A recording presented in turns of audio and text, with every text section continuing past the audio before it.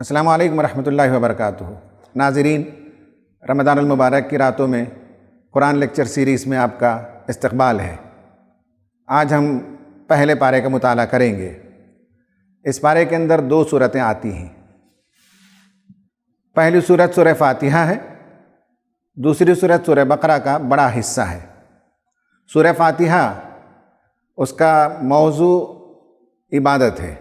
ایاک نعبد و ایاک نستعین، ہم چاہتے ہیں کہ تیری ہی عبادت کریں، اس لیے ہماری مدد فرما، ہمیں سیدھا راستہ دکھا، وہ راستہ جس پر چلنے کے بعد انعام ملتا ہو، وہ راستہ نہیں جن پر چلنے کے بعد یا تو تیرا غضب ٹوٹ پڑتا ہو یا سیدھی راہ سے گمراہ ہو جانے کا امکان ہو۔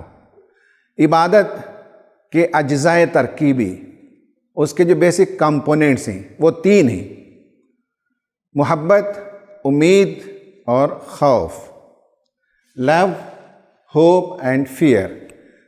جب قاری قرآن کی تلاوت کی شروعات کرتا ہے الحمدللہ رب العالمین کہتا ہے تو محبت کے جذبات سے وہ سرشار ہوتا ہے۔ الرحمن الرحیم جب کہتا ہے تو اس کے اندر امید جاگتی ہے، خدا کی رحمت سے وہ قریب ہونے کی تمنا کرتا ہے۔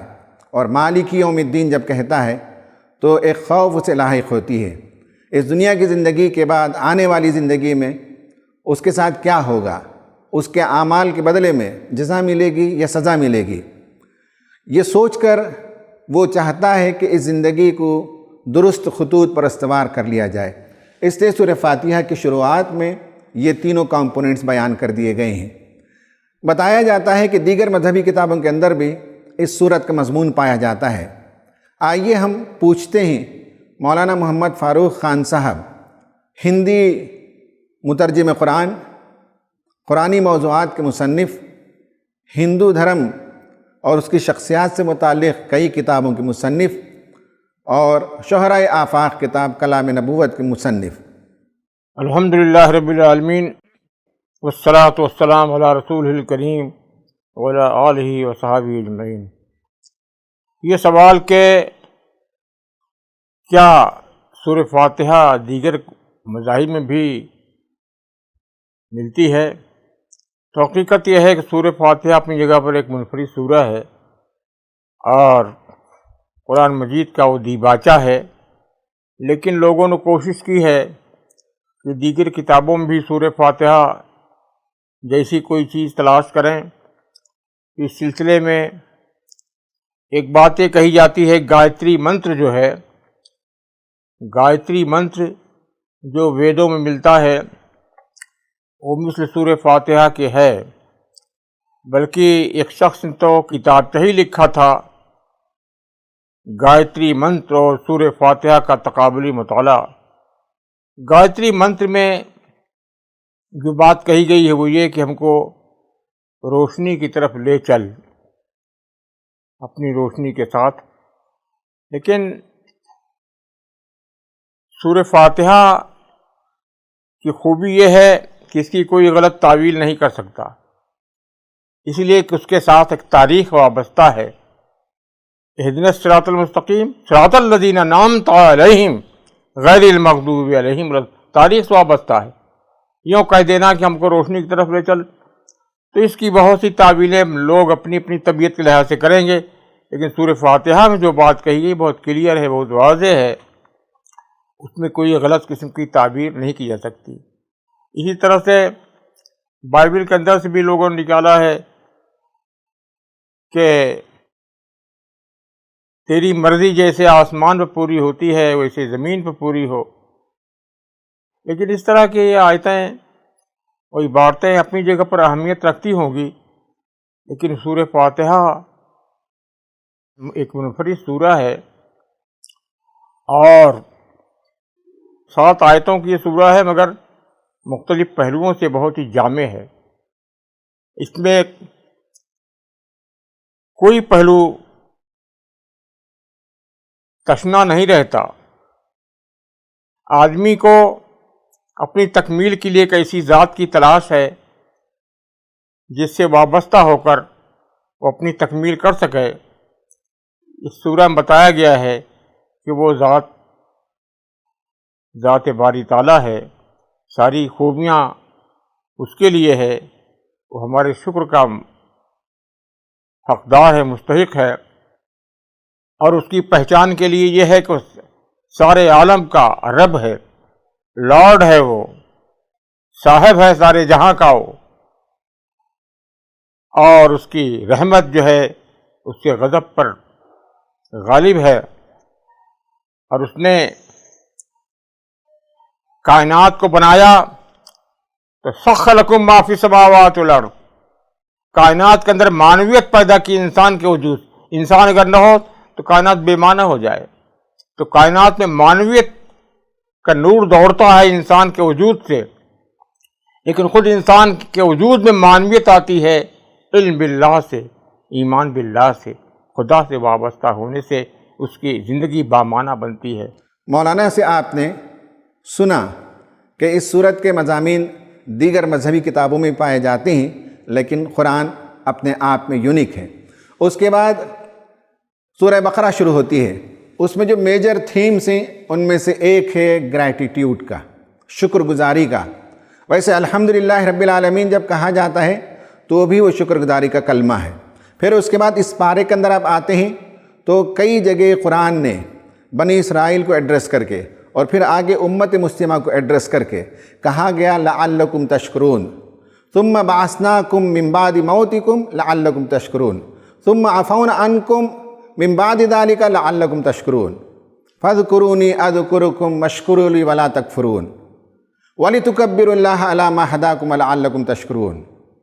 پہلی جو دو آیتیں ہیں وہ میں نے پہلے پارے سے پڑھی، دوسری جو دو آیتیں ہیں وہ دوسرے پارے کی ہیں، لیکن اس سورت کے اندر بھی، اس پارے کے اندر بھی بار بار اس بات کی طرف ترغیب دلائی گئی کہ اللہ تعالیٰ کے اتنے انعامات ہیں، اتنے احسانات ہیں کہ بندہ اگر انہیں یاد کرنے لگے، انہیں حصار کرنے لگے، انہیں شمار کرنے لگے تو نہیں کر سکتا۔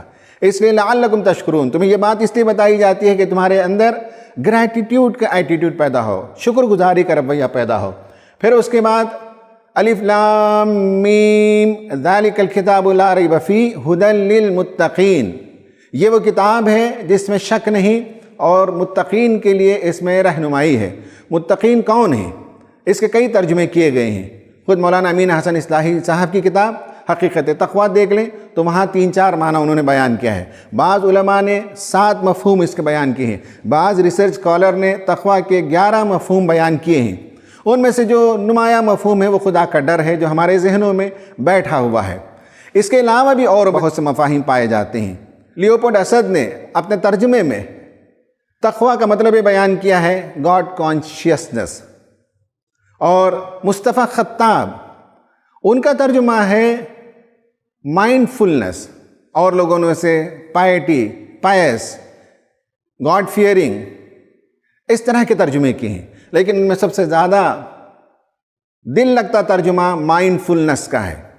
کوئی آدمی مائنڈ فل ہو، دھیان رکھے، متوجہ رہے اپنے اعمال پر، اپنی زندگی پر، خدا کی طرف متوجہ رہے، تو پھر وہ خدا کی مرضیات پر چلے گا، خدا کی ناراضگی سے بچے گا، خدا سے محبت کرے گا، بندوں کے حقوق نہیں مارے گا، اور خدا سے محبت کا اظہار اس کی زندگی کے ہر پہلو میں ہونے لگے گا۔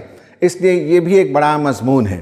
اس کے بعد کچھ لوگوں کا کردار بیان کیا گیا جو نان کمیٹل ہوتے ہیں، نہ ادھر کے نہ ادھر کے، بائن بائن چلنا چاہتے ہیں، دونوں طرف کے فائدے سمیٹنا چاہتے ہیں، کسی طرف ان کا کمٹمنٹ نہیں ہوتا، ان کے کردار کا اظہار کیا گیا۔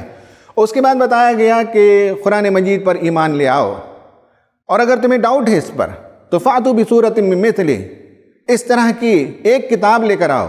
یہ تو سورہ بقرہ میں ہے، اور سورت میں بیان کیا گیا ایک کتاب نہیں تو ایک سورت لے کر آؤ، یہ چیلنج کیا گیا، اور بنی اسرائیل کو بار بار اس سورت کے اندر متوجہ کیا گیا کہ اللہ تعالیٰ کے اس کلام پر ایمان لے آؤ۔ اسی کے ساتھ یہ بھی بتایا گیا کہ یہ جو قرآن بھیجا گیا ہے یہ اس وقت کا وعدہ ہے اللہ تعالیٰ کا جب حضرت آدم علیہ السلام کو دنیا میں بھیج رہا تھا، فَإِمَّا يَأْتِيَنَّكُم مِّنِّي هُدًى وَمَن تَبِعَ هُدَايَ فَلَا خَوْفٌ عَلَيْهِمْ وَلَا هُمْ يَحْزَنُونَ، ہم بار بار ہدایت بھیجتے رہیں گے۔ اسی وعدے کی تکمیل میں قرآن مجید بھی آیا ہے۔ حضرت آدم علیہ السلام کی تخلیق کا جب منصوبہ فرشتوں کے سامنے پیش کیا تو فرشتوں نے سوال کیا أَتَجْعَلُ فِيهَا مَن يُفْسِدُ فِيهَا، کیا ایک ایسے مخلوق کو دنیا میں بھیجا جائے گا جو وہاں جا کر خون خرابہ کرے؟ بعض لوگ سمجھتے ہیں کہ فرشتوں نے انسان کے بنائے جانے کے منصوبے کو سن کر اعتراض کیا۔ حقیقت کیا ہے؟ آئیے ہم جانتے ہیں مولانا عنایت اللہ سبحانی صاحب سے، جو مفسر ہیں، مفکر ہیں، کئی کتابوں کے مصنف ہیں۔ بسم اللہ الرحمن الرحیم۔ وَإِذْ قَالَ رَبُّكَ لِلْمَلَائِكَةِ إِنِّي جَاعِلٌ فِي الْأَرْضِ خلیفہ، یہ سورہ بقرہ کی 30ویں آیت ہے۔ اس آیت کو سن کر کے بہت سے لوگوں کو غلط فہمی ہوتی ہے کہ فرشتوں نے اللہ تعالیٰ کے اس منصوبے پر یا اس فیصلے پر اعتراض کیا۔ اعتراض کی کوئی بات نہیں ہے۔ فرشتے سراپا نیکی و تقویٰ ہوتے ہیں، اطاعت و فرما برداری ان کا شیوا ہوتا ہے، وہ کبھی بھی اللہ تعالیٰ کے کسی حکم پر اعتراض کرنے کا تصور بھی نہیں کر سکتے ہیں۔ انہوں نے اعتراض نہیں کیا تھا، بلکہ اپنی ایک بے چینی یا پریشانی کا ذکر کیا تھا، اور اس کی وضاحت انہوں نے کر دی کہ نحن نسبح بحمدک ونقدس لک، ہم تیری حمد و تسبیح کرتے ہیں اور تیری تقدس اور تیری عظمت کے گن گاتے ہیں۔ مطلب یہ ہے کہ تیرے اس فیصلے پر ہمیں رتی برابر، ذرہ برابر اعتراض نہیں ہے، بلکہ جو تو نے سوچا ہے، جو تو نے منصوبہ بنایا ہے، اسی میں خیر ہوگا۔ ناظرین، آپ نے دیکھا کہ یہ ان کا اعتراض نہیں تھا، بلکہ ایک پروجیکٹ جب اللہ تعالیٰ نے پیش کیا تو اس پروجیکٹ کی تفصیلات کو جاننا چاہا، اور اس کے لیے انہوں نے سوالات کیے۔ پھر اس کے بعد رکوع نمبر 5 سے شروع ہو کر 6 میں تو ڈائریکٹ ان کو ایڈریس کیا گیا ہے، 5 میں انڈائریکٹ ایڈریس کیا گیا ہے، یہاں سے لے کر پارے کے اختتام تک 12 رکوع میں انہیں ایڈریس کیا گیا۔ اللہ تعالیٰ نے ان پر جو انعامات کیے اس کا اظہار کیا گیا، انہیں یاد دلایا گیا کہ کس طرح سے اللہ تعالیٰ نے تمہاری دستگیری کی، کیسے اللہ تعالیٰ نے تمہاری مدد کی، اور پھر اس کے بدلے میں تمہارا رویہ نمک حرامی کا ہے، تمہارا رویہ رسول کے ساتھ مخاصمت کا ہے، نبی کریم صلی اللہ علیہ وسلم کی دعوت کا انکار ہے۔ یہ انہیں تنبیہ کی گئی، اور آخر میں بتایا گیا کہ تم حضرت ابراہیم کی اولاد ہونے کا دعویٰ کرتے ہو، لیکن کیا حضرت ابراہیم علیہ السلام کا واقعی کردار ایسا تھا؟ وہ دین کے لیے، خدا کے لیے کتنے جتن کرتے تھے، اپنے بچوں کو انہوں نے کیسی وصیت کی، ان ساری باتوں کا تذکرہ آتا ہے۔ اس پر اس سورت کے مضامین کا یا ان میں جو موضوعات ہیں ان کا مطالعہ مکمل ہوا۔ اب ہم آج کے ہمارے پروگرام کے مطابق اسٹرکچر کے دوسرے حصے پر آتے ہیں، اور وہ ہے کوئی ایک تھیم لے کر اس پر ہم بات کریں گے، اور اس میں سے کوئی کی ٹو انڈرسٹینڈنگ قرآن لیں گے، کوئی کلید ہمیں دریافت کرنا ہے، اور یہ دیکھنا ہے کہ اس کلید کو پانے کے بعد، اس آئیڈیا کو پانے کے بعد قرآن میں جہاں جہاں اس طرح کی آیتیں آتی ہیں تو ان اصولوں کو وہاں اپلائی کیا جائے گا تو ان کے مضامین بہت آسانی سے سمجھ میں آنے لگتے ہیں۔ میں نے بتایا کہ اس پارے کا جو ڈومیننٹ تھیم ہے، جو ابھرا ہوا مضمون ہے، وہ بنی اسرائیل کو ایڈریس ہے، انہیں خطاب کیا گیا، اور بنی اسرائیل کو اسی پارے کے اندر 3 مرتبہ کہا گیا، یا بنی اسرائیل اذکروا نعمتی التی انعمت علیکم، اے بنی اسرائیل یاد کرو جو نعمتیں میں نے تمہیں دی۔ آگے کہا گیا وَأَنِّي فَضَّلْتُكُمْ عَلَى الْعَالَمِينَ، پھر یہی آیت کا ٹکڑا آگے بھی آتا ہے، انہیں بار بار بتایا گیا کہ اللہ تعالیٰ کی نعمتوں کو یاد کرو، اور اللہ تعالیٰ نے تمہیں دنیا جہاں والوں پر جو فضیلت دی اسے یاد کرو۔ ایک طالب علم کے ذہن میں یہ سوال ابھرتا ہے کہ فضیلت کن معنوں میں؟ بعض لوگوں نے لکھا ہے کہ فضیلت ان معنوں میں کہ ان میں انبیاء بھی آئے اور ان میں بے شمار بادشاہ بھی پیدا ہوئے۔ جہاں تک بادشاہوں کے پیدا ہونے کا ہے، اس سے کسی قوم کی سرفرازی کیسے ہم طے کر سکتے ہیں؟ بنی اسرائیل میں بھی بہت سے بادشاہ آئے، ہندوستان میں بھی پیدا ہوئے، چائنا میں بھی پیدا ہوئے، اور مصر وغیرہ میں بھی اور دیگر علاقوں میں بھی اپنے اپنے زمانے کے نامور بادشاہ پیدا ہوئے ہیں، جنہوں نے تاریخ میں بہت ہی شاندار نقوش چھوڑے ہیں۔ تو یہ سرداری اور سروری کی بنیاد پر تو فضیلت طے کرنا مشکل ہے، تلاش کرنا ہوگا کہ آخر وہ کیا بات ہے جس کے بارے میں اللہ تعالیٰ نے بار بار کہا کہ میں نے تمہیں فضیلت دی۔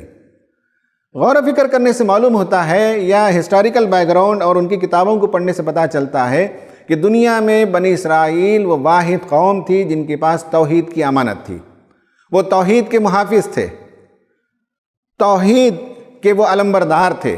دنیا میں دیگر جتنی قومیں اس زمانے میں موجود تھیں، ان سب کے اندر کسی نہ کسی شکل میں شرک پایا جاتا تھا، بت پرستی پائی جاتی تھی، اصنام پرستی، ستارہ پرستی پائی جاتی تھی، لیکن توحید خالص کی امانت کے یہ علمبردار تھی، اس لیے بار بار انہیں کہا گیا کہ میں نے تمہیں دنیا جہاں والوں پر فضیلت دی۔ ان کی تاریخ کے بعض واقعات اس پارے کے اندر آئے ہیں۔ ہم 3 واقعات کا ہسٹوریکل بیک گراؤنڈ میں مطالعہ کریں گے۔ پہلا واقعہ ہے وہ یہ ہے کہ بنی اسرائیل کو اللہ تعالیٰ نے فرعون کے ظلم سے نجات دی اور انہیں وہاں سے نکالا۔ قرآن کہتا ہے وَإِذْ فَرَقْنَا بِكُمُ الْبَحْرَ فَأَنْجَيْنَاكُمْ وَأَغْرَقْنَا آلَ فِرْعَوْنَ وَأَنْتُمْ تَنْظُرُونَ، کہا کہ اس وقت کو یاد کرو جب ہم نے سمندر کو پھاڑا تھا تمہارے لیے اور اس میں سے تمہیں نجات دی، اور تمہارا تعاقب کرتے ہوئے جب فرعون آیا تو اس میں وہ غرق ہو گیا، ڈوب گیا، اور تم اسے دیکھتے رہے۔ سوال یہ پیدا ہوتا ہے کہ بنی اسرائیل نے کس واٹر باڈی کو، کس سمندر کو، کس نہر کو پار کیا تھا؟ کچھ لوگوں نے یہ کہا ہے کہ دریائے نیل کو انہوں نے پار کیا، اس لیے کہ ان کا خیال ہے کہ جب ایجپٹ کا ذکر آتا ہے تو کائرو یا قاہرہ وہاں کہیں آباد رہے ہوں گے، اور وہاں سے انہیں اگر مشرق کی جانب سفر کرنا ہے ملک فلسطین کی طرف تو بیچ میں یہ انہیں ریور نیل کو پار کرنا ہوتا ہے، یہ خیال ہے۔ لیکن ان کی کتابوں کے مطالعے سے معلوم ہوتا ہے کہ وہ دریائے نیل کے مشرقی کنارے میں، ایسٹرن سائڈ میں گوشن نام کے علاقے میں رہتے تھے۔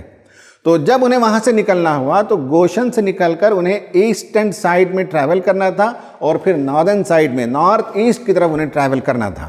تو اس لیے جب انہوں نے یہاں سے سفر کا آغاز کیا تو آگے جانے کے بعد ریڈ سی ان کے سامنے ہے، یہ تو بہت بڑا سمندر ہے، لیکن ریڈ سی آگے جا کر اس کی ایک نہر ہو جاتی ہے، اور اسے اس زمانے میں اسٹریٹ آف تران کہا جاتا تھا۔ آج کل اسے ہم کہتے ہیں سویس کینال، حالانکہ سویس کینال 1869 میں اس کا اناگوریشن ہوا، لیکن ایک واٹر باڈی تھی یہاں، آج بھی آپ دیکھ سکتے ہیں، جو تقریباً 2 کلومیٹر چوڑی نہر تھی۔ وہاں سے حضرت موسیٰ علیہ السلام اور بنی اسرائیل کو کراس کرنا پڑا اور وادی سینا کی طرف انہیں جانا پڑا۔ یہ آپ دیکھ سکتے ہیں، کسی اسکالر نے ٹائم لائن بتایا ہے کہ یہاں سے نکلے، ان کا ڈے 1 تھا، اور گوشن کو انہوں نے چھوڑا اور گوشن سے سفر کرتے ہوئے ریڈ سی کے پاس انہوں نے کراس کیا۔ حالانکہ یہاں ریڈ سی لکھا ہوا ہے، لیکن ریڈ سی تو کافی چوڑا ہے، لیکن اس کا جو چھوٹا سا حصہ جو نہر ہے 2 کلومیٹر چوڑی، جسے میں نے کہا کہ وہاں سے انہوں نے جب کراس کیا تو وہاں تک انہوں نے بتایا ہے 25 دن۔ اب یہ تاریخی بحث ہے کہ ایک ساتھ پوروں نے مائیگریٹ کیا، ایکسوڈس ایک ساتھ ہوا، یہ پارٹ بائی پارٹ ہوتے رہے، اور آخر میں حضرت موسیٰ علیہ السلام نکلے، جیسا کہ نبی کریم صلی اللہ علیہ وسلم ہجرت میں آخری میں نکلے، اس سے پہلے صحابہ کرام ٹولیوں میں نکلتے رہے۔ پھر اس کے بعد انہوں نے جب اس نہر کو کراس کیا تو وادی سینا تک پہنچے، اور وہاں پہنچتے میں اور 22 دن لگے۔ یہاں پہنچنے کے بعد ماؤنٹ سینائی میں کے علاقے میں جا کر انہوں نے پڑاؤ کیا تھا۔ اگر آپ ایسٹرن سائڈ میں کھڑے ہو کر دیکھیں گے اور ویسٹ کی طرف دیکھیں گے تو ایجپٹ یا مصر ادھر ہے، اور وہاں سے وہ چلے 436 کلومیٹر کا ٹریول کیا، اس طرح سے گزرتے ہوئے اسٹریٹ آف تران کو کراس کیا، پھر اس کے بعد یہ سفر کرتے ہوئے یہاں سینائی کے علاقے میں پہنچے۔ تو اس طرح سے ہسٹوریکل بیک گراؤنڈ کو جاننے سے اندازہ ہو جاتا ہے کہ کہاں سے نکلے اور کہاں پہنچے۔ اب ہم آتے ہیں دوسرے واقعے پر۔ اس بارے میں یہ واقعہ بیان کیا گیا ہے کہ بنی اسرائیل میں کچھ لوگ تھے کسی بستی میں، انہوں نے سبت کے حرمت کو پامال کیا۔ سنیچر کا دن ان کے لیے عبادت کے لیے مختص تھا، لیکن ان لوگوں نے جان بوجھ کر شرارت کی اور اس کی حرمت کو توڑا۔ بائبل کے مطالعے سے معلوم ہوتا ہے، اولڈ ٹیسٹمنٹ کے، کہ بتایا گیا کہ 7واں دن اس سنیچر کا دن ہے، وہ خدا کے لیے مختص ہے۔ اس دن کوئی کسی قسم کا کام نہیں کرے گا، نہ تم کام کرو گے، نہ تمہارے بیٹے کام کریں گے، نہ تمہاری بیٹیاں کام کریں گی، نہ تمہارے مرد کام کریں گے، نہ تمہاری عورتیں کام کریں گی، نہ تمہارے جانور کام کریں گے، یہاں تک کہ کوئی اجنبی آدمی، کوئی مہمان، کوئی فارینر تمہارے گھر آئے تو وہ بھی کام نہیں کرے گا۔ یہ آیت، یہ ہدایت انہیں دی گئی۔ پھر اس کے بعد یہ بھی بتایا گیا کہ تم سنیچر کے دن عبادت کے لیے مختص کر دو، وہ تمہارے لیے محترم ہے، اور جو کوئی اس احترام کو توڑے گا اور اس دن کام کرے گا اسے سماج سے کاٹ دیا جائے، یا یہ کہا گیا کہ اسے مار دیا جائے۔ پھر ایک اور آیت میں بھی صاف طور پر بتایا گیا کہ 6 دن تمہارے کام کرنے کے ہیں اور 7واں دن سبت کا دن ہے، اور وہ تمہارے خدا کے نزدیک محترم دن ہے۔ اس دن جو کوئی کام کرے گا ضرور اسے موت کی سزا دی جائے گی۔ یہ واقعہ کہاں رونما ہوا؟ اس میپ میں دیکھنے سے آپ کو پتہ چلے گا کہ بعض لوگوں نے بتایا ہے کہ ایلات یا ایلا، ببلیکل ورڈ میں ایلات کہا جاتا ہے۔ یہ ایک کوسٹل علاقے کا ٹاؤن تھا۔ یہاں دیکھیے کہ چھوٹی چھوٹی نہریں بھی ہوتی تھیں، تو وہاں جمعہ کی شام کو نیٹ بچھا دیتے تھے، اور چونکہ ہفتے کے دن تجارت کرنا، کاروبار کرنا، مچھلی پکڑنا جائز نہیں تھا، تو یہ وہ ٹیکٹکس کرتے تھے کہ شام میں بچھا دیتے تھے اور ہفتے کے دن وہ مچھلیوں کو پکڑتے تھے، انڈائریکٹلی پکڑتے تھے۔ یہ خدا کی حرمت کو توڑنا تھا، اور بعض لوگوں نے کہا کہ یہ عقبہ کے پاس ہے۔ تو ان دونوں میں سے کسی ایک شہر کا ذکر ملتا ہے۔ اس پارے کا یہ دوسرا واقعہ تھا۔ اب اس پارے کے تیسرے واقعے پر آتے ہیں، اور وہ واقعہ ہے حضرت سلیمان علیہ السلام کا انٹروڈکشن۔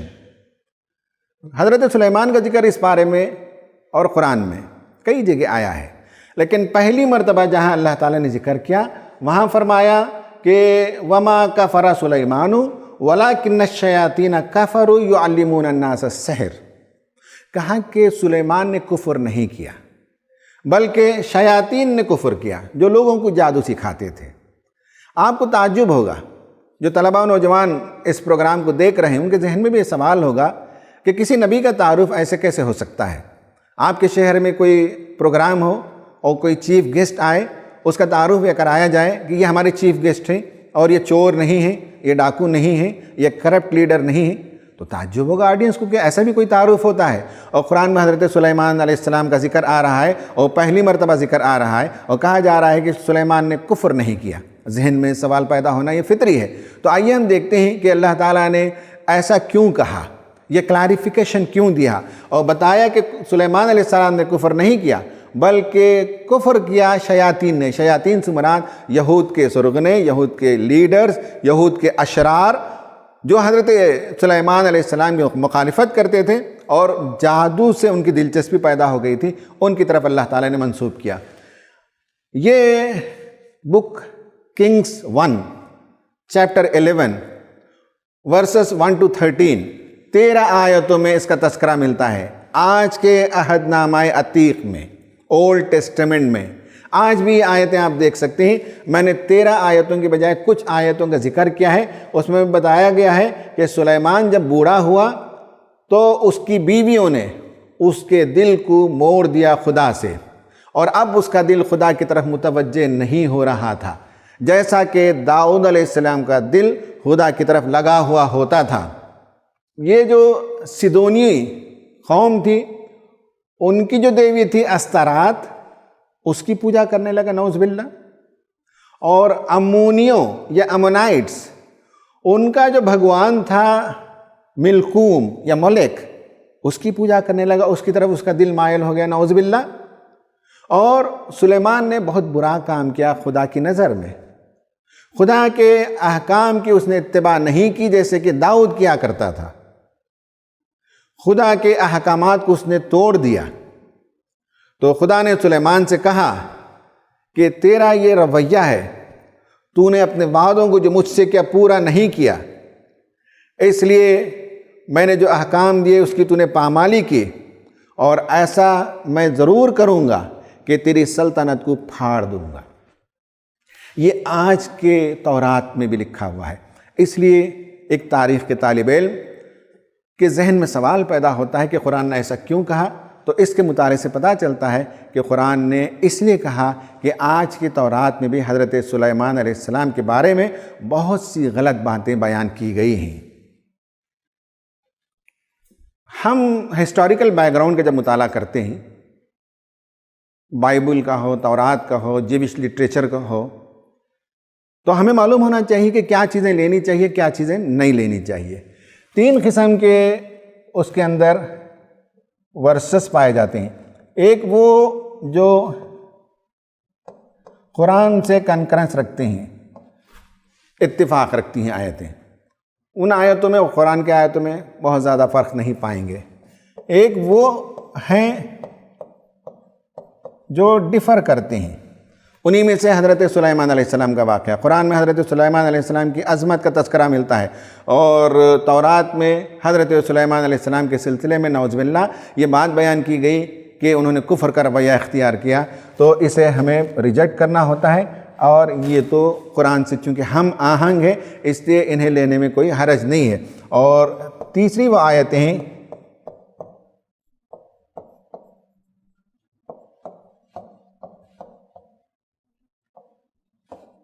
اوپر کے دونوں میں سے نہیں ہیں، نہ وہ قرآن سے کنکر کرتی ہیں آیتیں، نہ قرآن سے وہ اختلاف کرتی ہیں، بلکہ تاریخی معلومات اگر فراہم کرتی ہیں تو اس طرح کی آیتوں یا اس طرح کے واقعات یا اس طرح کے لٹریچر سے استفادہ کرنے میں کوئی حرج نہیں ہے۔ پھر اس پارے کا آخری واقعہ وہ ہے جب ان کی اسیری ہوئی، بابل کی حکومت نے اسرائیل پر حملہ کیا، فلسطین پر حملہ کیا، اور وہاں کے لوگوں کو انہوں نے غلام بنا لیا، اور یہ وقفے سے ہوتا رہا، ڈیپورٹیشن ہوتا رہا، اور انہیں لے جا گیا بابل میں، عراق میں۔ تو اس زمانے میں ان کا کردار بہت خراب ہو گیا تھا اسرائیلیوں کا۔ وَمَا أُنزِلَ عَلَى الْمَلَكَيْنِ بِبَابِلَ ہاروت و ماروت، ہاروت ماروت دو فرشتوں کا نام بیان کیا جاتا ہے، اور بابل میں آئے ہوئے تھے، تو ان سے انہوں نے بعض کلمات سیکھے، اور جادوگری سے ان کی دلچسپی پیدا ہو گئی، اور بلیک میجک یہ کیا کرتے تھے۔ تو آپ دیکھیے کہ ریویلیشن یعنی نیو ٹیسٹمنٹ کی ایک کتاب ہے، اس میں چیپٹر نمبر 18 ورس نمبر 23 میں بتایا گیا کہ بابل کے زمانے میں ان کا جو جرم تھا اتنا گھناؤنا جرم تھا، بتایا گیا کہ اس کے نتیجے میں خدا تعالیٰ کا عذاب تم پر آئے گا، اب تمہاری بستیاں بے رونق ہو جائیں گی، وہاں کوئی روشنی نہیں ہوگی، وہاں کوئی اب شادیاں نہیں ہوں گی، وہاں کوئی خوشی کے شادیاں نہیں بجیں گے، تمہارے جو تاجر تھے وہ دنیا میں بہت مشہور تھے، بہت ہی اہم لوگ تھے، لیکن تمہاری جو جادوگری تھی اس کے نتیجے میں تم نے قوموں کو تباہ کیا، برباد کیا۔ پھر یہ بھی بتایا گیا کہ ایک اور ورس میں، اسی میں چیپٹر نمبر 18 ورس نمبر 24 میں بتایا گیا کہ تمہارے جرائم اتنے سنگین ہیں کہ تم نے اس سرزمین میں انبیاء کا قتل کیا، انبیاء کے خون سے وہ سرزمین لالہزار ہو گئی، اور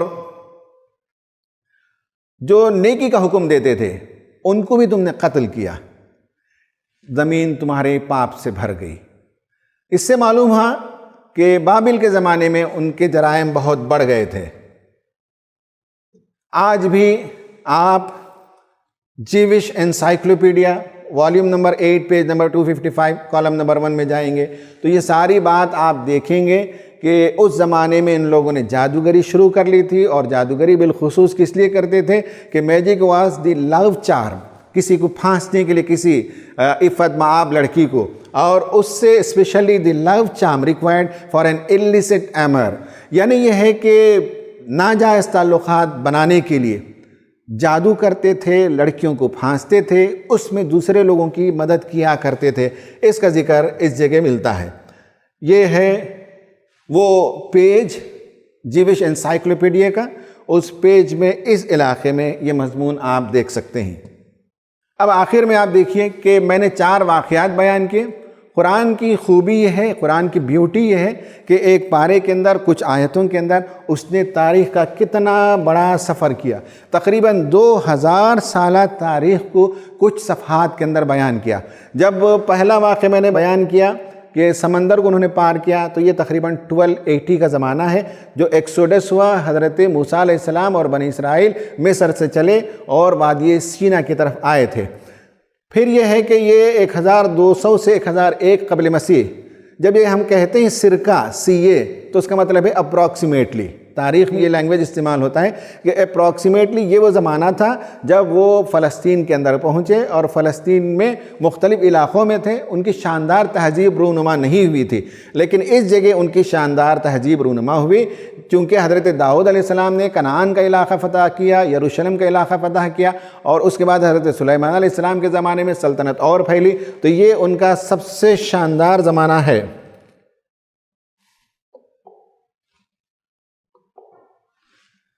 تو یہ علاقہ جو ہے یہ ٹائم پیریڈ ان کا گولڈن پیریڈ مانا جاتا ہے۔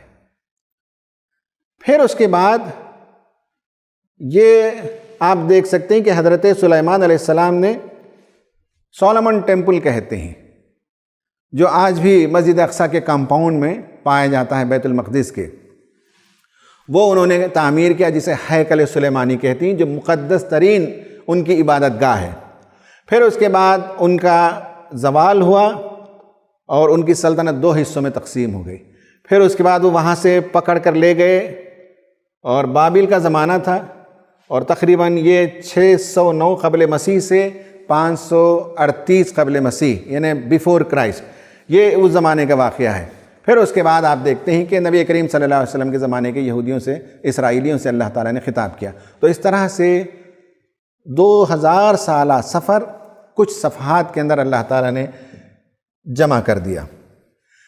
ناظرین، پروگرام کے اختتام پر ہم آتے ہیں، اور اس بار ہماری ایکٹیویٹی زیادہ تر مینٹل ایکٹیویٹی ہوگی۔ ہم اپنے نفس کے اندر جائیں، ذہن کے اندر جائیں، اپنی یادداشت کے اندر جائیں اور اپنی زندگی کو درست کریں۔ تو پہلا یہ ہے کہ have you ever noticed any hurdles being cleared off miraculously for you in your life? زندگی میں کئی مرتبہ ایسا ہوتا ہے کہ ہمارے سامنے بھی مشکلات آ جاتی ہیں، مصائب آ جاتے ہیں، راستہ نظر نہیں آتا، لیکن اللہ تعالیٰ ہمارے لیے معجزانہ طور پر راستے کھول دیتا ہے۔ زندگی میں ایسے کوئی واقعات ہوئے ہوں تو انہیں یاد کریں اور خدا کا شکر ادا کریں۔ نمبر 2 یہ ہے کہ کیا کبھی آپ زندگی میں بلیک میجک سے، جادوگری سے آپ کا سابقہ پڑا، تعلق رہا؟ اگر ایسا کیا تو یہ ایمان کے لیے سخت خطرناک بات ہے، اس سے توبہ کرنا چاہیے۔ اور نمبر 3 یہ ہے کہ جس طرح سے بنی اسرائیل کے لیے سبت کا دن، سنیچر کا دن محترم تھا، ہمارے لیے اللہ تعالیٰ نے جمعہ کو محترم قرار دیا، اور جمعہ کا پورا دن نہیں بلکہ جمعے کی ایک ساعت ہے، یعنی ہم یہ سمجھ سکتے ہیں کہ تقریباً 12 ساڑھے 12 بجے اذان ہوتی ہے جمعے کی، اور پھر نماز کے ختم ہونے تک 1:30-2 بج جاتی ہیں۔ تو 1-1.5 گھنٹے کا جو وقفہ ہے وہ انتہائی مقدس و محترم ہے۔ اس میں تجارت نہیں کرنی چاہیے، لین دین نہیں ہونا چاہیے، عورتوں کو بھی گھر کے کام کاج کے بجائے عبادتوں کی طرف مشغول ہونا چاہیے۔ تو کیا ہم جمعے کے ان اوقات کا احترام کرتے ہیں، خدا کی طرف لوٹتے ہوں، دعا کرتے ہوں، نمازیں پڑھتے ہوں، اس کی طرف رجوع کرتے ہوں؟ یہ ہمیں جائزہ لینا چاہیے۔ یہ 3 ایکٹیویٹیز ہیں۔ اللہ تعالیٰ سے دعا ہے کہ اللہ تبارک و تعالیٰ ہمیں اس بارے میں جو مضامین بیان کیے گئے ہیں انہیں کما حق سمجھنے کی توفیق عطا فرمائے۔ آمین۔ وآخر دعوانا ان الحمد للہ رب العالمین۔